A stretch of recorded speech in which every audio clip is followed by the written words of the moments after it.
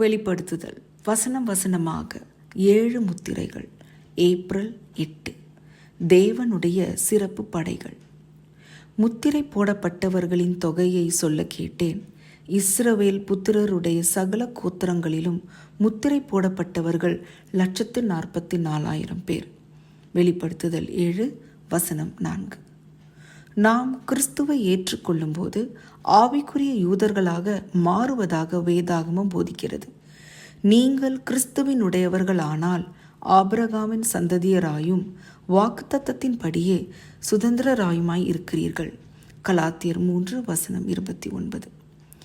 1,44,000 பேர் என்கிற கூட்டத்தார் பற்றி வெளிப்படுத்துதலின் 7, 14 அதிகாரங்களில் மட்டுமே பார்க்கிறோம்.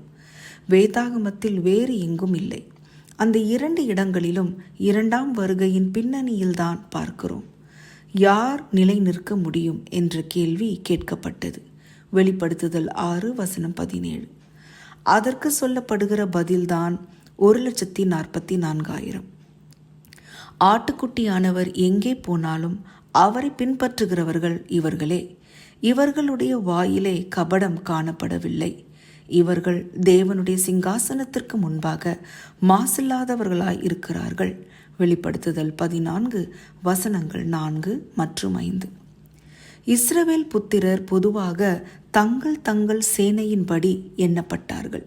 என்னாகமம் 1 வசனம் 52. மேலும் அவர்கள் 1000 பேருக்கு அதிபதிகளாகவும் 100 பேருக்கு அதிபதிகளாகவும் 50 பேருக்கு அதிபதிகளாகவும் 10 பேருக்கு அதிபதிகளாகவும் அதிகாரிகளாகவும் உபாகமம் 1 வசனம் 15 தலைமை தாங்கும்படி ஏற்படுத்தப்பட்டார்கள். இவ்வாறுதான் இன்றும் இராணுவங்களை ஒழுங்கமைக்கிறார்கள். அத்தகைய ஒழுங்கு போர் சமயத்தில் திறம்பட செயல்பட உதவுகிறது. மாபெரும் உபத்திரவத்தை நோக்கி செல்கிற வேளையில் சுத்திகரிக்கப்பட்டு பலப்படுத்தப்பட்ட மக்கள் தேவனுக்கு இருப்பார்கள் என காண்கிறோம். அவர்கள் தேவனுடைய சர்வாயுத வர்க்கத்தையும் எடுத்து தீங்கு நாளிலே அவைகளை எதிர்க்க திறன் பெற்றிருப்பார்கள். எபேசியர் 6 வசனம் 13. 1,44,000 என்பது ஒரு அடையாள எண்ணாக இருந்தாலும் இந்த எண்ணிக்கையும் கூட கிதியோனின் படையைப் போல சிறு கூட்டமாக குறைந்து விட்டதை இந்த எண் காட்டுகிறது. மீதியாய் இருக்கிறவர்கள் எருசலேமிலிருந்து புறப்படுவார்கள். சேனைகளுடைய கர்த்தரின் வைராக்கியம் இதை செய்யும். ஏசாயா 37 வசனம் 32.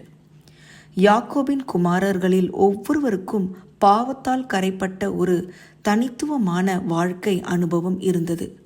ஆனால் அவர்கள் யோசேப்பால் சோதிக்கப்பட்டு தங்கள் இயற்கையான இயல்புகளிலிருந்து குணமடைந்து குறையின்றி காணப்படும் வரை தேவன் அவர்களில் கிரியை செய்து அவர்களது இதயங்களை மாற்ற முடிந்தது.